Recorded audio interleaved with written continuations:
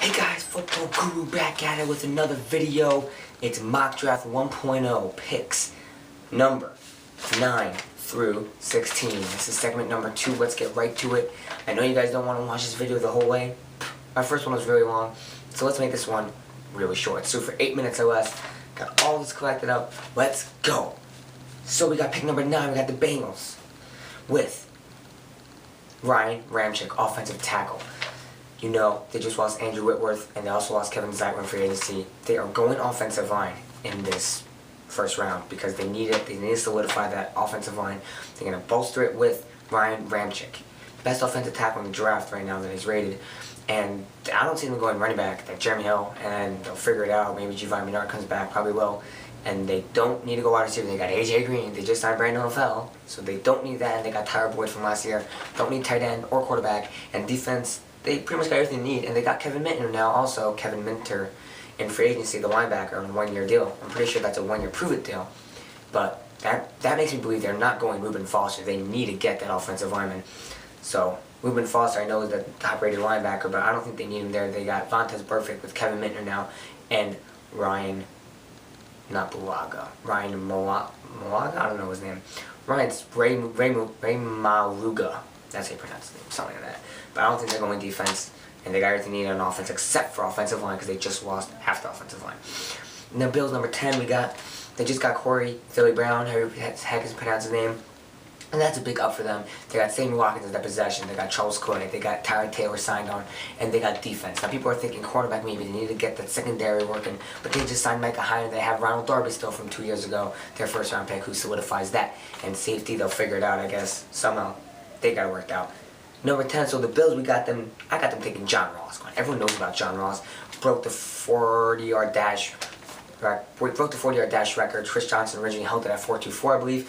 Now, John Ross holds it at 4.22, I believe it is. Maybe a 4.20. Pretty sure it's 4.22 though. So they're going John Ross for the stretch the field guy. Corey Philly Brown is their slot guy, and Sammy Watkins is their possession guy. And they got LaShawn McCoy, one of the best running backs in the game, top 3 in my opinion. That guy's too good. Saints at number 11. People don't think this guy's gonna be there. They think he's going to the Bears, which I think by now he might go to the Bears. I don't know, but this is 1.0, so we got all these different implications going down. I got the Saints picking Jonathan Allen, defensive tackle. This guy is a freak athlete right here. They need to bolster that defensive line. They got this. They Sheldon Rankins, Cameron Jordan, and they are good to go. Defensive line's going to get in there and take off pressure off Kenny Vaccaro and Jarius Byrd, who are, by the way, not terrible safeties. They got some brand names there. And they also have Kelvin Brooks Brew as their cornerback. So I don't think they need to go secondary here. The secondary is pretty good. The front seven's what's making the secondary so bad. So get Jonathan Allen, improve that rush, and it'll be good. Browns at number 12, we got Dalvin Cook, the running back. Come on, you guys got to do it. Brock Osweiler, I personally think, is staying with the Browns because I think they see something in him because they would have released him by now. Maybe, I don't know, heard about this collective bargaining thing, something's going down, whatever it is. But I still very much believe in them keeping Brock Osweiler because they know this is his last chance. He is his chance to prove himself. He screwed it up with the Texans. He messed himself over. Got paid a ton of money. Think about it. He went behind Peyton Manning. He's got to know what he's doing. He's learned behind Peyton Manning. Peyton Manning told him all he knows. He has potential. Mark it down. He has potential. Brock Osweiler could be a pretty solid starter in this league, and especially for the Browns. So the Browns plug him in there. I think they're going to plug him in. He got another 10 years left of his career. They got themselves, not necessarily a franchise quarterback, but a good enough quarterback to make a run on it. You get Dalvin Cook as your running back, and you are good to go. Zach Crow will be your bruiser, I guess you could say, that type of thing. And then you got Duke Johnson. Don't even get me started. And their defense is already horrendous, but we're going to work on that in the rest of the draft. Don't worry, guys. Cardinals number 13, they go a lot of things. They go wide receiver, Larry Fitzgerald's getting old, Michael Floyd's gone. J.J. Nelson is their stretch the field, John Brown is their slot. And then Larry Fitzgerald is the possession. So once Larry Fitzgerald's done, they're not going to have possession. People are saying Corey Davis, but I'm feeling linebacker. They have a good enough secondary with Tyrann Mathieu, Patrick Peterson, and Justin Bethel. They did just lose Tony Jefferson to the Ravens, but that doesn't matter because they got Deion Buchanan. No, Deion Buchanan's a linebacker nowadays, I think. So you got Deion Buchanan, Chandler Jones, and Reuben Foster makes a pretty darn good 3 starting linebackers, if you ask me. Then at the Eagles, you got Christian McCaffrey, the running back. This guy is so good. I've seen comparisons. I think I saw this comparison to Rashawn McCoy. Definitely Rashawn McCoy. Very agile, versatile, however you pronounce that word.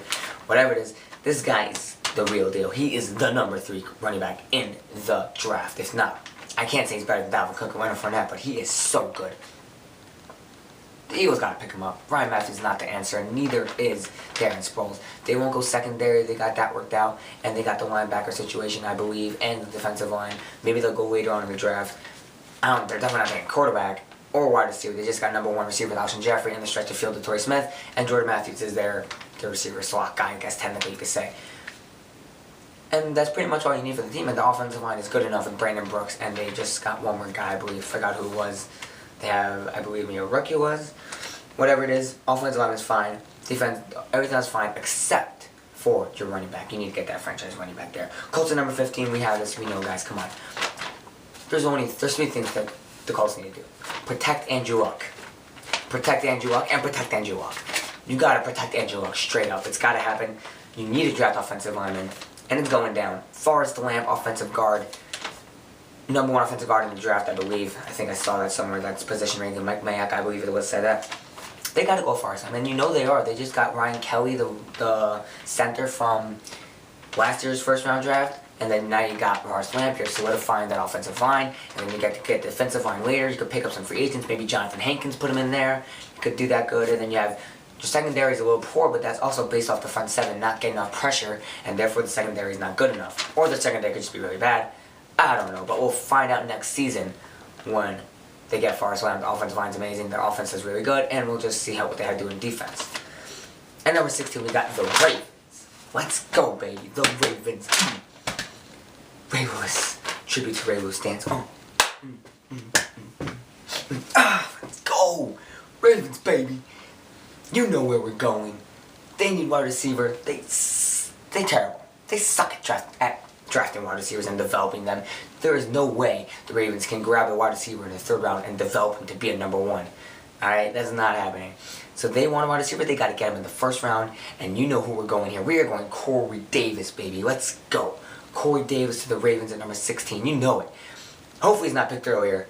According to my draft, he's not. Some other people have him also not being picked earlier, but... Let's go, baby. Corey Davis to the Ravens. I'm feeling it. I've been writing it up for the past 2 weeks that I wanted Corey Davis to go to the Ravens. I watched tape on this guy. He is so good.